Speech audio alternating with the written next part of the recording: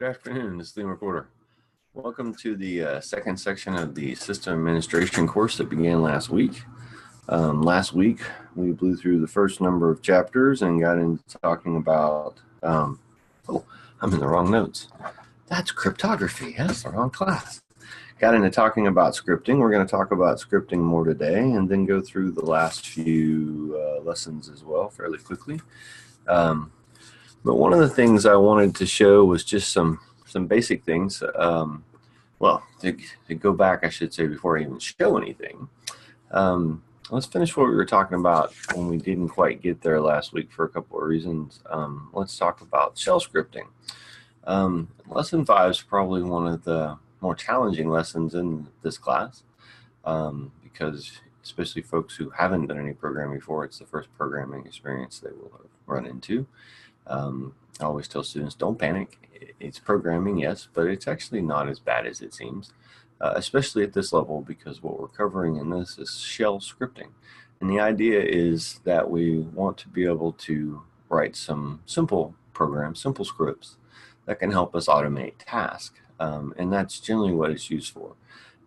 In the broadest sense, I think I got this far last week, but in the broadest sense, if you were to whether it be the Linux command line bash or Windows PowerShell, and of course Mac actually has bash as well. So whichever side of the coin you're on, if you wanted to make a simple script file, they're always just text files. Most programming language stuff is. And so we would just put in a series of commands. I think I used that, a simple, if you had some folder that, on the server every month you cleaned out, maybe it was the temp share, or something like that. So every month, at the end of the month, you change into that folder with the change directory command, and then you remove all the files from that folder, or maybe you remove certain types of files, temp files, zip files, PDF files, whatever. Then, if you were to put literally those couple of commands into a file, just one after the other, and then save it as a bash script or a PowerShell script, as you'll learn about in this lesson, then you could run that command, and then you could run that one script and it would execute those various commands for you. And of course, if you have a whole bunch of commands, maybe it's not just change into one folder and delete one set of files, but you have to change into all kinds of folders. Maybe you're changing into the overall company public share, and then you're going to change into the accounting share, and you're going to change into the sales group share, and you're going to clean up each of these files, archive them and clean them up so that you only do a couple commands. You change into a folder, you zip everything up, you copy that to an archive server, and then you clean everything, delete everything. But you do that for a half a dozen folders, for different departments within your company. Then the idea of taking the time to write that out into a script would be very valuable to you, because then you could just run that script each month instead of having to run those dozens and dozens of commands. That takes a little time to write them in, and you want to test things, of course, but nonetheless, that's the whole idea behind shell scripting. Now, to be more than just a list of commands that we could type at the prompt, scripting languages, which are basically programming languages, all of them provide certain things. And so to talk very quickly about that, all of them support the concept of a variable. And a variable is just a named placeholder for some memory we've set aside. If we create a variable within a program, the programming language, when we run this script or run the program, will set aside some memory, some RAM, so that we can store something in there, and we call that variable by a name, and then we can put in whatever value we need to, or we might let the user put the value in if we take their input, for example. And so variables are very, very important because we can't know all the things that are going to happen. Think about Google's search engine. That's a fairly simple thing, right? You have a simple web page, you go in there and you type in some stuff and you click submit, and it goes off and does a search for you. Well, Google doesn't know all the possible searches. I mean, they probably know better than most people do, and definitely know things about what are the most popular and all kinds of stuff, because they track all that. But I could go Google right now and make up some weird esoteric search, and they'll do it for me because they've written their script to have a variable so that whenever somebody types into that box, that becomes equal to some variable, and then they can pass that into their script. Their script will use that input from the user, and it's not like they knew what I was going to search for or had a hard-coded if-then waiting, if he puts in this, show this. No, they just take the input and go off and do a search. And so we can do that. So we could have a script like the one, in the versions of one you work on in this lesson is similar to that example of having to go into a certain folder and copy or delete or do whatever type of files. So we could, instead of, having just the script be hard-coded to go to certain places, we could have it come up and ask us, hey, what folder do you want me to operate on? And then you could basically type in, whatever the path, C: something if it was Windows, or /home/lee/temp files, whatever on my end if it was Linux. And then the program will take that variable and use it so that when it does its change directory, it changes to that folder, and then it deletes the stuff. And so variables are very important because we can write a program in such a way as to not have to know all the possible solutions. We can write one that basically says change to some variable name folder and go do the various tasks. And of course we can take all kinds of input. Think about all the things you do, from logging into a website with the username and password. Those are going to be variables on that end, the server end. When you're putting something into working on various other applications, of course there's variables to track whatever it is. Your email program keeps track of which emails you've read, right? And that's stored in its memory. And when you get a new email, it's not marked as read, but when you read it, then it changes that variable in memory. It changes that value in its system. And then programming languages also support what's called flow control of some kind, so that you have various statements you can issue. I used one a little out of order, but the if statement is a very common and actually very simple one to use. It's basically along the lines of saying, if this, then do that. And so, we can use an if to control what we're going to do. And we can also use it to do various types of tests. Different examples are possible, but let's say, you could imagine that login script. Of course, just because I can type in whatever username and password I want into Facebook or some other program, when I click submit, of course, they store those as, the inputted username and variable, and some kind of, variable. Username and password is some kind of variable. And then they use that information to go look in their database, and they do an if. If the provided username matches a username in our database, cool. Now let's see if the provided password matches the password for that user that we first matched in the first step. And if so, then yes, we log them into their welcome page, their home page, their feed. But of course, if that doesn't match, if the username that was provided doesn't match a username, it's going to immediately then break out and say, have some kind of error. So we can really form some different constructs like if, and then else if, and then else, as it's called. So you can have these structures.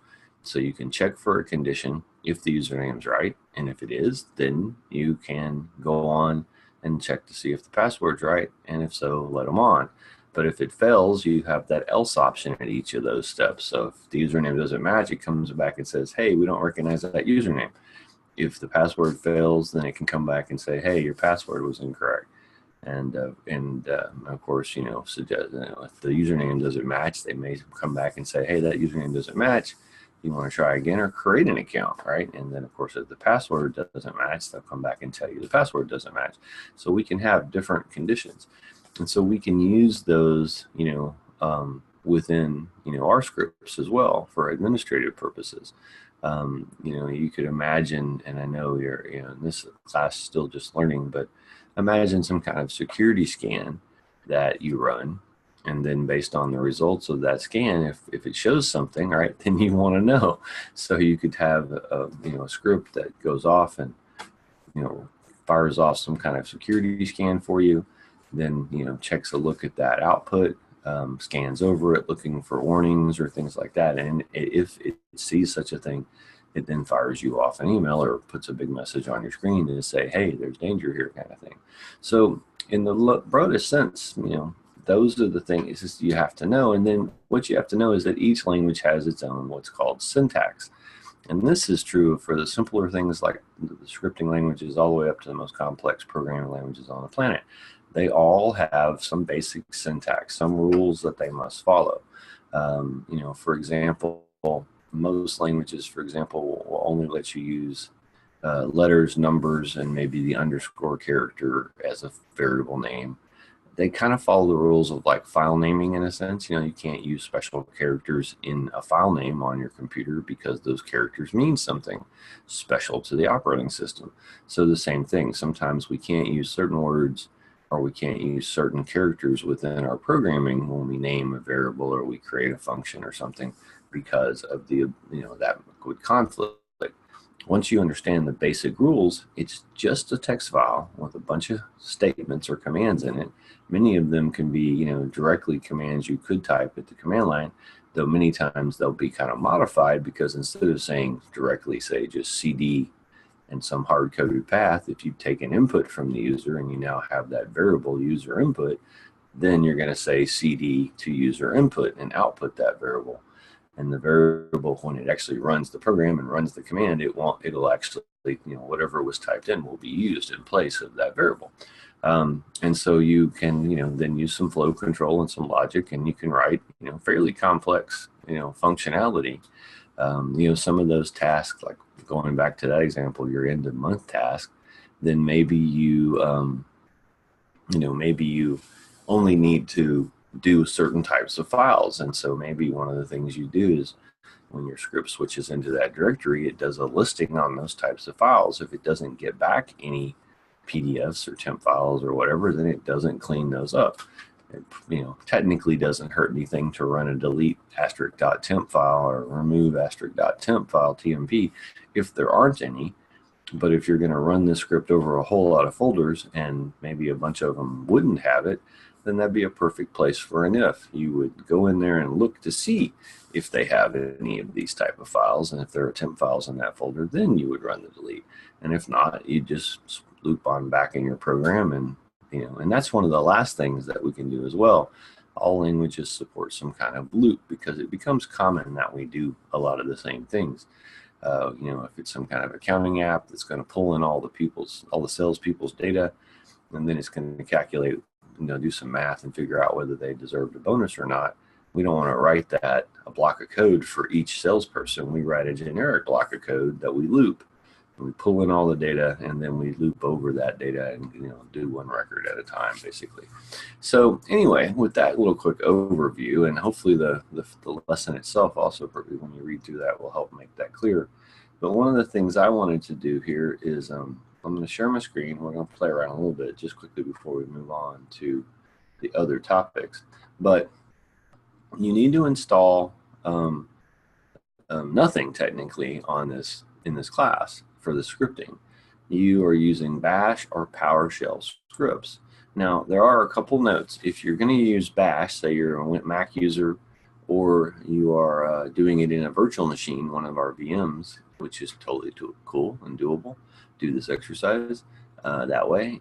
Then once you make your text file, which you can make with Nano or VI or TextEdit if you're on a Mac, whatever, it's just a text file, Notepad on Windows. Then what you want to do is you want to save it to myscript.sh if it's a Bash file, or myscript.ps1 if it's a PowerShell file. But there's a trick in each one that I always want to point out to people, and that is when you try to run PowerShell scripts on Windows, by default, PowerShell has been protected so that it doesn't run scripts for an average user, because the scripts can be very powerful and they can do things like, there are hacks specifically around PowerShell, and PowerShell scripts are common attachments to pretend to be other things because if they can get that user to run them. So Windows has sort of by default disabled the ability to run most scripts. Now, there's two ways to overcome that. One, you can globally change it, which really isn't the recommended way. Or if you can see what I'm doing here in Windows is I'm going into my desktop and I'm right clicking on that PowerShell, I made this shortcut. You can make shortcuts or aliases, right? So you just have to make your own shortcut. And then what you have to do, if you copied one that exists on your menus, by default, this is what it's going to say: system root, system32, Windows PowerShell version 1, PowerShell.exe. And so after that, you have to put a space and then this other, these options, and these options, and they're in the text of the lesson, so you don't have to get them off my screen, here. But basically this says minus execution policy space unrestricted, or hyphen execution policy unrestricted. And notice the case, the capital letters is required to match that parameter. But what that means is that by adding that on to the end of this PowerShell shortcut, I'm running this PowerShell in what's called an unrestricted mode. And so when I bring it up, then of course I have the ability now within this copy of PowerShell, as opposed to just one I pulled up by default, I can run scripts. PowerShell is technically available for any platform, even though it was originally known as Windows PowerShell. It is now, as of a few years ago, is now an open source product. And as a matter of fact, I've run it on Linux before and other things. And so, sometimes you'll see Windows administrators who have a lot of PowerShell experience have to get on the Linux. They're really happy because they can do a lot of the stuff like they used to by just importing and installing PowerShell on their Linux systems. And then, funny enough, it kind of works the other way. If you're a Windows user, now you can embed and put in through the Windows 10 Store and some other mechanisms, you can add basically a bash functionality to Windows, a Unix, Linux functionality. And there's actually a couple ways to go about getting that kind of thing. So the reality is they're both really important languages to at least have some high level understanding of. And you are going to, see them in future.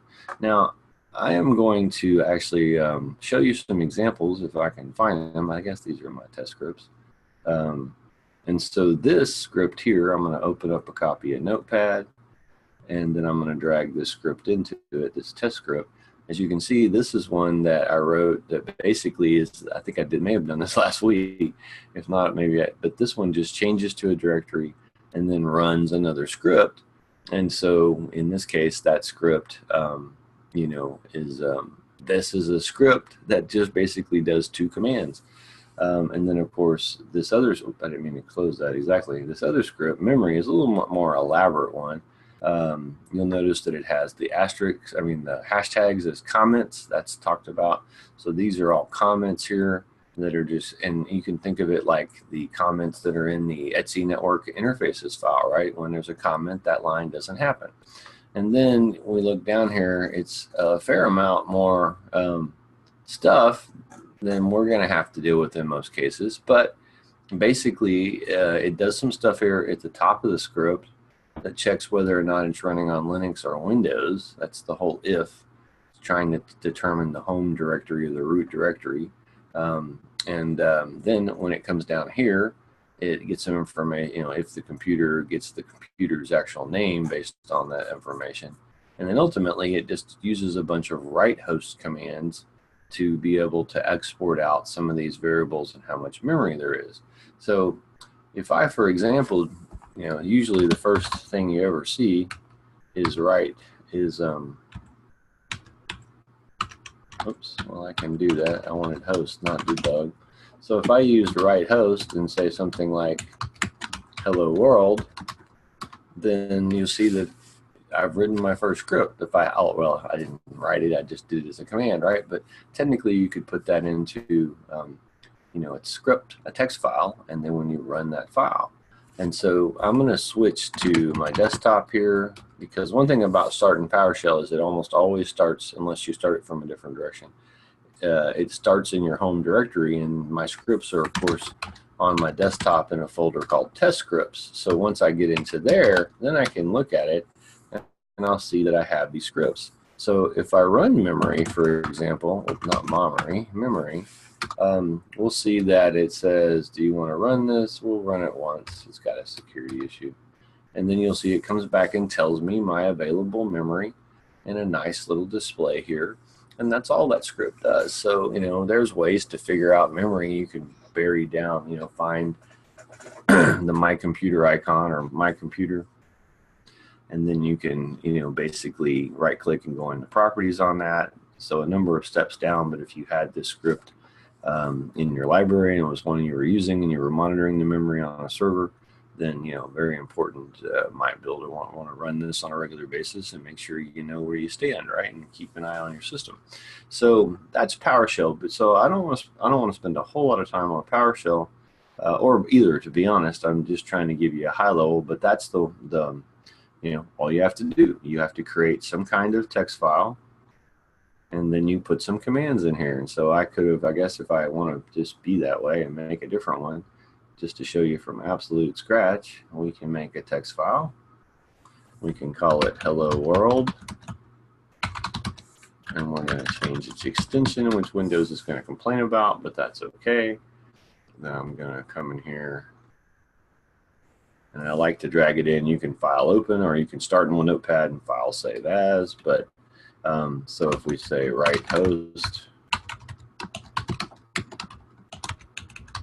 hello world and save that, of course, then we really have turned this into a script. And so if we run the hello world, it outputs that information. Of course, hello world are pretty basic. There's almost an example in every programming course of how to do hello world in any language. But nonetheless, it does show you the basics of how to put together a script.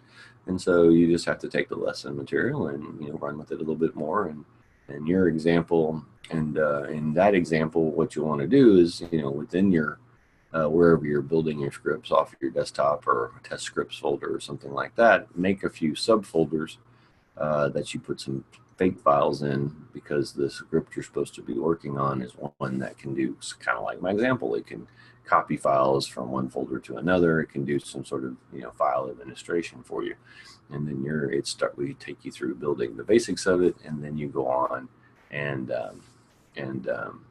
ultimately add some more user input to it.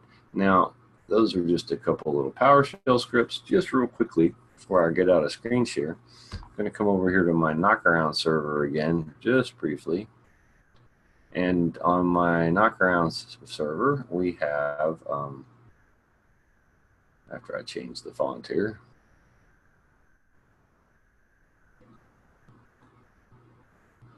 so if I log into my little Web2 server that I've shown in Network Foundations and a few other things, and look in my folder, I have some scripts down here. So let's just take a look with more what these. So the test script, this one is a very simple script, right? It's just like I'm talking about. Now, there are, as I told you, PowerShell scripts are just text files with a PS1 extension.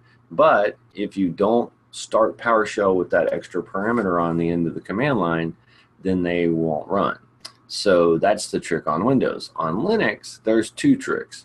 One is that every bash file starts with that very first line you saw here. This line right here, what we call the shebang line. It's a comment with an exclamation mark and then the path to bash. And you'll see this format actually in a couple other languages later, like Ruby, for example, is a programming language that if you get into later in life does the same thing. Or if you're actually writing it to work with a different shell than bash, which would work the same. In principle, you just put that name here. But the first line of a bash script is always a bash script. It's going to be something like this. Now the bin, maybe the path's a little different, but it'll end in bash. It'll have the shebang at front, the comment and the hash. Basically, this is telling the script where it needs to find that execute, the bash language, the bash shell that is going to run. And so like this one, even though I'm in my home directory with present working directory, as we always find out when we log in, we get put on our home directory or the tilde, right? So I'm in my home directory, but if I run this test script, it's going to give me a directory listing of the root, because as we saw, that's all that thing does. It runs, the one command it runs is ls space l -l space slash or backslash, so that we can see the root. Whereas if I had run ls in my own directory, I get all that, right? So the one trick of the scripts on bash scripts, and this is Mac as well, Mac and Linux, is they always have that shebang line, comment, hashtag, exclamation mark, /bin, /bash. Then the other thing is that normally, and I'm just going to do this, we're going to say touch, using the touch command we've used before to create a file. I'm going to create one called testscript2.sh. And then I'm going to use good old Nano because I like that better than VI. I'm lazy. It's easier to use. And so I'm going to make this a bash script by putting in the shebang. And then I'm going to say echo hello world. Guess the casing doesn't matter, but what the heck. And then just for giggles, we'll print it a few times, right? I can actually cheat because I could cut and paste here. So let's see if we cut and then uncut a few times. So I've got multiple lines. Then I'm going to save this out and exit out. And I'm going to try to run test script 2. Now what happened? Permission denied. Well, let's take a look. Oh, here it is. If you compare test script 1 or test script and test script 2, you'll see that they have different permissions. The test script original one that I ran has read, write, execute for the owner, me, read and execute for the users, and read and execute for everybody else. But by default, this new text file I created is just a text file. Despite being ready to go, I don't have those permissions. So I have to use a command like this one, chmod for change mode, command we covered in Network Foundations as well. 775 basically says give the first group everything, and then the 5 is basically the bits necessary to give read and execute. And so then if I say test script 2, and then we rerun the listing, of course, and take a look, my hands are not in the right place. Now test script 2's got the right permissions. If I use the up arrow a few times to come back here and run it, hello world, hello world, hello world. So that's the trick. You've got 2 tricks to be aware of on the, and that's about all I got time to show you at this point. So the on the Bash or Macintosh side, anytime you're using the Bash shell, if you create that text file, you don't even have to do a .sh. It's just convention because Linux, Mac aren't, they're extensionless OSs. So you could call your script anything, but for convention. And so when you look back at this file in your folder someday and go, what the heck is that? Oh, sh, it's a shell script. So you want to call your script whatever, my script, test script, whatever the heck you call them, that's up to you. Put a .sh on for convention, but that's not magic that's going to cause it to run. You're going to have to make sure that you change the permissions with chmod space 755 so that in the name of that file, so that you have the appropriate permissions. And then of course on top of that, you'll have to make sure that that first line is that shebang, the hashtag exclamation mark /bin /bash. That way, those 2 requirements will then let you run those scripts, and you can play with them. You really can't hurt much, and especially if you're playing in a VM, of course, trying to learn Bash for students that aren't on the Mac, then you really have no worries. And even if you're on a Mac, and as long as you're not playing with format or remove and certain commands, and all you're doing is some copies and things like that, creating directories, copying files from here to there, writing stuff to the screen, taking input from the user and then writing that back, then you really can't hurt yourself. Worst case, it'll throw an error and say something wrong on line, whatever, and maybe you've got something out of space, not spaced right, or you've got the wrong reference, or you spelled something wrong. Computers can be picky, but they do what we tell them to do. So anyway, with that overview now of both Bash and shell scripting on the PowerShell side as well, high level, I usually show some additional examples. If you need some more, we'll get together on that. But let me go on because we've only got so much time. And so lesson 6 is a conceptual chapter on vulnerability and pen testing. The big thing to remember here at this point is that they are 2 different and distinct things. Even though a pen tester will do the vulnerability testing generally first and then proceed on to pen testing, vulnerability testers may not ever proceed on to pen testing, and even though they're many times used together and sometimes in the common vernacular used interchangeably, they are 2 distinct and separate things. A vulnerability test is some form of test, usually using some kind of scanning tool. And we're going to learn about those in the next class, network defense. But things like Nmap, which is a command line scanner, or other types of web-based, web interface scanners, lots of different tools that we can use. When you run them against a server, for example, they will come back and report things for you. They might tell you that you've got certain ports open. They might tell you that you're running certain services, and of course, most of them, as we'll see in the next class, can be set up, configured to look against, say, a known database of possible bad things, vulnerabilities, holes, and they'll come back and tell you if they find these things. Oh, you haven't, properly set this page up, so it lets me have permissions to upload a file you didn't know you could do, or you've got this this ability to do some kind of trick to talk to your database, and you didn't mean for that to happen. You get misconfigured so that whatever the reason is. And so vulnerability scanning is running these scanning tools against our servers and our systems and our networks to identify the various devices we have, what they're running, so we have our own baseline, we know what's going on, but also to look for any known vulnerabilities, things that aren't configured right, older versions that are out of date, whatever number of bad programming practices, et cetera, et cetera.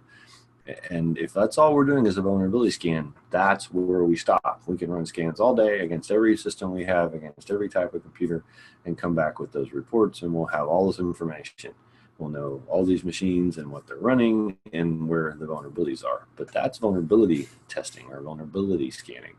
When you go to pen testing, penetration testing, or pen testing for short, near and dear to my heart today, because I finally today got confirmation the day it goes live, of course. That's the way it works. But back in April, I took the Pen Test Plus beta for CompTIA, and so I am now officially Pen Test Plus certified. And as my students know, I've been teaching that for them as well, CompTIA, over the summer. So it's all done. That course is done, and now the test, is live. You could go take it yourself. And I'm one of the first people in the world to have that cert. So pen testing is an entirely different thing, except that it's not. The big difference is that with pen testing, we go further.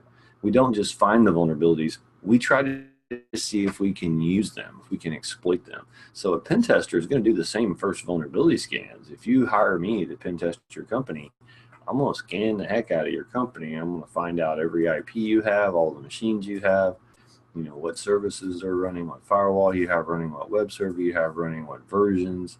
And I'm going to run these scans. And, if I get an easy assignment, then it's going to come back with all kinds of reports and say, hey, there's a wide open port here, and there's a web server misconfigured here, and a database misconfigured here. And if I was just a vulnerability tester, I'd go take that to my boss and say, hey, we got to fix this.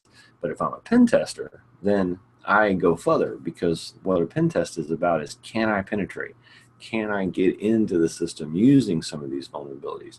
And of course, if there's some easy ones, low-hanging fruit, something's misconfigured really badly, wide open, a backdoor, then obviously I get in, and then I can document that as a pen tester. Whether I work for the company, and that's a common role, people have basically their own team of their own internal team that attack, that try to test and poke to see if they can get through the holes in their network. And then of course, if I have to dig deeper because maybe this company really has done a pretty decent job and no major just alarm wide open holes is being shown, so I may have to see if I can get more creative. But once again, like a hacker and thinking like a hacker, I'm going to have to try other types of things. I may have to see if I can find some little small vulnerability that on its own might not necessarily, matter of fact, maybe that's why they haven't fixed it, because they think nobody could, but then maybe I can chain another vulnerability onto that, or I can get my foot on the hole on one of their external servers, and then inside of that I can pivot and use that machine to, now that I'm inside their network, to poke around and find other holes, right? And so, but a penetration tester will attempt to exploit the vulnerabilities found in vulnerability scanning. So vulnerability testing is one thing, we identify the vulnerabilities. Penetration testing is we attempt to penetrate, to exploit those vulnerabilities, and then report back what we could and couldn't do. There are, not that you shouldn't try to close any vulnerability, especially even the smallest ones, you should. But, there are certain things that technically, if you are totally aware of the situation and why you're doing it, there are, cases where a vulnerability scanner might come back and report an error, but you or your organization knows that, okay, well, we know that's not secure to let that directory indexing happen on our website, but we want to use it for whatever reason in this one folder. And so we want them to just be able to hit this folder and see the stuff in it. And so we've set it up just on that one folder. We've locked it down everywhere else. And, we're going to monitor that with some other, mitigation technique to make sure it's not being exploited. And so, there might be times that there is a vulnerability determined, but it's not one that a pen tester could directly use to gain, additional escalation of rights or gain additional permissions. On the other hand, many times, of course, they can be. So that's the big difference. And so we talk about numerous types of tools as there. Just so many of them mentioned, this will be sometimes your first exposure to some of these tools, but beware that you get to play with them in the next class, network defense. Then lesson 7 is one that is in some ways, I can't say it's a complete repeat of, because it's not meant to be. In Network Foundations, you were given an overview of networking, and you talked about certain protocols like HTTP and different types of, FTP, SSH, IMAP, POP, I believe, all the basic sort of internet protocols. Well, this lesson's about secure protocols. And if you want to sum it up in a nutshell, it really comes down to use secure protocols is to use secure protocols. Whenever possible, always use the secure versions. We're in the middle of, and I'm not going to take us off topic here, but there's a fairly good sized debate going on the net right now, because Google is pushing everybody to go to HTTPS, the secure version of Hypertext Transport Protocol. As a matter of fact, if your website, to be honest, like my personal one, is not yet changed over, then Chrome, as of this month, July, still July, isn't it? As of just last week, it will now report my site is potentially insecure.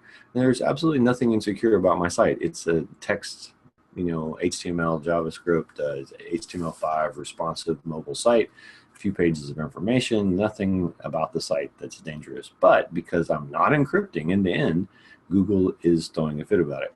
Google has been pushing for this for a while, and apparently they've sort of been, at least as far as I know, gotten more of the browsers on board. We're going to see this start to happen.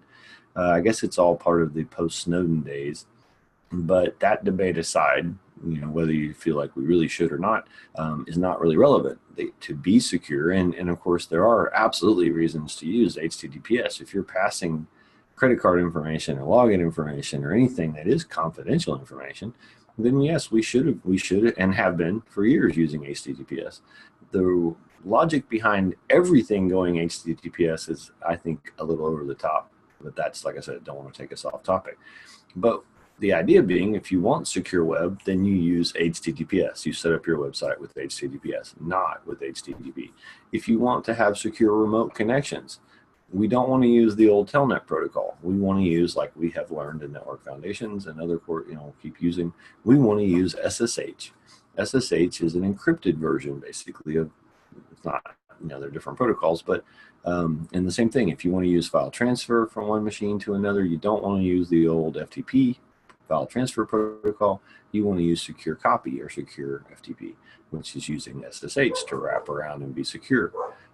So in most cases, the whole idea of secure protocols is just use the secure versions or use the most up-to-date versions. Like we talk about in here, I'm pretty sure, I'm checking my notes here, at least mention, it's SNMP, Simple Network Management Protocol. Now, this is one that you don't necessarily, and you shouldn't be seeing out on the net, but inside of a corporate network, we may use that to connect various devices and be able to remotely manage all of our networks and different equipment that's SNMP compliant. There are multiple versions. Don't use the older one because it's insecure. Use the newest one. So it's things like that. It's actually pretty logical and common sense. So I won't spend a whole lot of time. But it does relate back to the OSI model we learned about Network Foundation. So we talk about where these protocols operate, or the application protocols, like at level 7. like HTTP? Are they lower level protocols? Where do they fit in the spectrum? We do a lot of that in this course, so mapping things to the OSI model, as I mentioned, equipment to end protocols, et cetera, as I mentioned last week.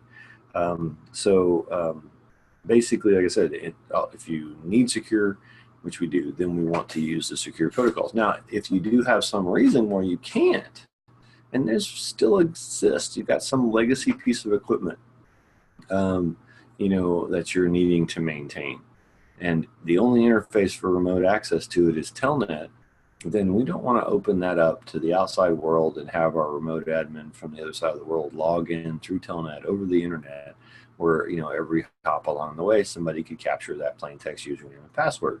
No, we want to set up another thing called VPN, virtual private networking, so that they can connect into our network, and ideally like right there, let them have a VPN connection that goes to something that's directly connected to that legacy equipment.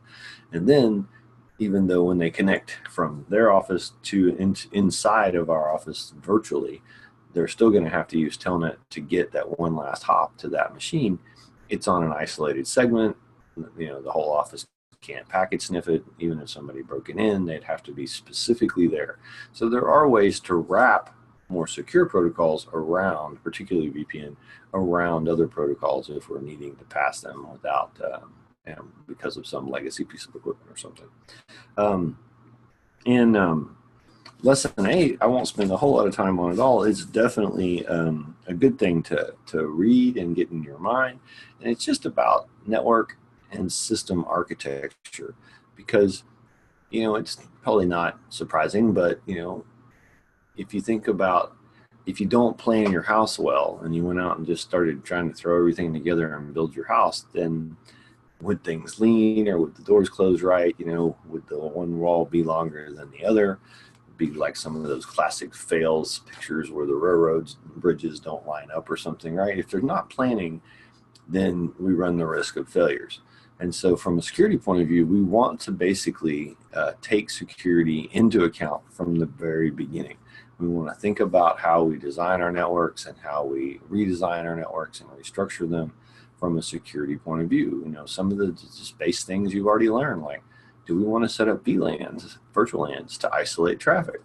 Do we want to set up real isolation with, specific pieces of equipment and, routes? Like I said, some old piece of equipment that's on the production floor, somebody needs to remotely get to it, but we don't want to just have that Telnet connection open, so we're going to have to set up and build VPN functionality into our network to get to it. And so there's a lot of different best practices in this chapter, some examples of secure network design. A pretty decent example, actually, if I'm remembering the right one. It shows sort of a standard small business setup, and many of you may have to work with those like I do. Instead of going to work for some big company, which some of you will, some of you may go work for a smaller service provider or a small to mid-sized company, and you may not have 1,000 machines, but even if you have a few dozen, if you're really running your own website, things like that, then you're going to have to be aware of some of that. So we show some examples in the lesson of how to design a network, sort of a demilitarized zone for those, and how to place routers and things like that at a fairly high level. This is still working our way, first tier of the program. You get deeper and deeper as we go, but it's a very interesting chapter. Definitely one to be aware of. And when you get down to it, whether you're designing networks or designing systems, which systems really is kind of a broad term when we talk about system design or even system administration, right? What does that mean? Well, a system could be this one laptop in front of me. That's a system. This whole room is full of computers, and they're a system, and they're their own little network. And then, of course, you might have a system that's a huge data farm or a globe-spanning enterprise network, for the Fortune 500 you work for. And so systems can be a network. And so there's actually, but of course, systems can be like one server, one setup, your authentication system, your remote management system, your VPN system. So these system is a generic term to represent, different ideas, but the same concept. And matter of fact, you'll find that a lot of the best practices for designing networks and designing systems, not surprisingly, overlap with each other because of that. Now, Lesson 9 is an interesting chapter because it begins to expose you to, for the first time, and you'll come back to it actually in our web application security class, but to the concept of secure deployment. Now, secure deployment actually refers to two different broad things. Most of you will run into, or almost every one of you will run into, and even in your own home already, it's there, the idea of updating and patching, right? By default, Windows 10 nowadays, and even Mac, Mac has a little more friendly about it. You can continue to delay it long enough if you want to, at your own risk sometimes. But technically, if you didn't want to update, you could do it. Windows 10, not so much anymore. After so much time and you go idle, they're going to reboot your machine and do those updates. They have really taken it upon themselves to do that, which I'm torn on, to be honest. On the one hand, I appreciate that for the average user out there using Windows, that they're getting automatic updates and they're getting them whether they want them or not, because a lot of those people, that is no doubt helping make things safer, have a few less zombie machines that are taken over by somebody else's botnet, and they're not being used to attack us. But I literally had it mess me up the other day. I was, almost late to one of my classes because I come in here and my laptop has decided the night before that it was patch night, and Windows had determined, me be damned, that it was time to update my machine. So, and in a corporate environment, that becomes really sticky. We had a couple situations at a place I worked a number of years ago where updates that were pushed out broke things on our network. And you may be going, how is that? Well, Microsoft did an update on the server message block protocol, which is SMB, one of the basic Windows networking protocols. It's what allows two Windows machines to talk to each other. And on Linux Mac, we use it as well. We use something called Samba, which is basically the open source version of SMB protocol. And so a Mac and Linux machines can connect to Windows networks and vice versa with these protocols. And we had that going. We had, our designers on Macs, and they were putting things onto our production server, and then they would go to other servers, but that production server was a Mac machine. And that's what our Mac designers needed to do all this layout and everything, and their font server and everything else. But our salespeople also needed access to that machine, not to mess with their designs, but we had a particular folder where we would put proofs. So when a designer had done their work for that website or that brochure or whatever marketing it was, we were a marketing and digital advertising agency, we could put those proofs as PDFs into a particular folder with a job number, and our salespeople would then just connect with their Windows machine. Never knew it was a Mac. They didn't care. They just connected to a drive and look for their file, and then they could attach that to an email and send it off to the client. And this was critical to our workflow, this interoperation between Macs and PCs. And then one day, overnight, because we had decided, back years ago, we were going to, didn't have to do automatic updates, but we thought for safety, that's what we're going to do. And that bit me because I come in one morning and the whole place is up in arms. The salespeople can't get their proofs, and the proofs can't be, the updated marked up proofs that come back to a salesperson, from their client can't be put over there to be worked on. And pretty much our whole process had just crawling down to a stop because of that. And we were running around, we were checking the server, and then of course we realized that they were everybody's patched last night. Okay, we go look, and sure enough, one of those patches. So we had to uninstall that patch from all of our Windows machines and then disable it so it wouldn't come back. And then we were back up and running again. And so we developed a secure deployment model, which is that we actually had a Mac and a PC in the back that we left set up to do automatic updates. We went around and disabled that actually all over our corporation. Not that we weren't going to stay up to date, but we weren't going to let them control it anymore. And so we would then let those, so on patch day, whenever there was a Mac patch or a Windows patch, we would go and run a battery of tests against those two test machines. Could they connect to the font server? Could they connect to this proof server? Could they connect to this? Could they surf? Could they do that? Blah, blah, blah. If everything was cool, immediately ran around, or managed it remotely, and we updated all the other machines.